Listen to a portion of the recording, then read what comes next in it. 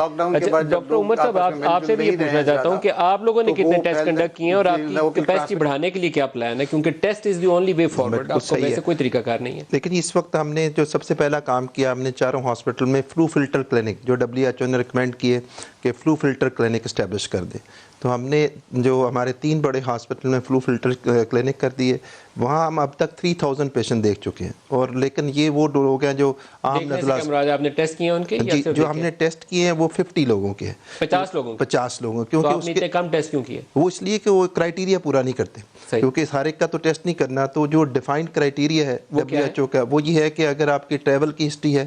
آپ کا کانٹیکٹ ایسے مریض کے ساتھ ہوا ہے، آپ کے گھر میں کوئی ٹریول والا ہو کے گیا ہے، تو یہ پھر جو ہے آپ کے، جیسے یہ آپ نے بتایا تفتان سے جو کیسز آئے ہیں ان کے ساتھ آپ کا کانٹیکٹ ہوا ہے، یا آپ نے خود ٹریول کیا ہے، تو یہ ضروری ہے. اور 10 دن، جب 14 دن کا وہ وقفہ ہے اس کے دوران، اور پھر آپ کو بخار ہوا ہے، جب تک بخار نہیں ہوتا تب تک ٹیسٹ نہیں کرتے یا یہ کانٹیکٹ نہیں ہے آپ کا.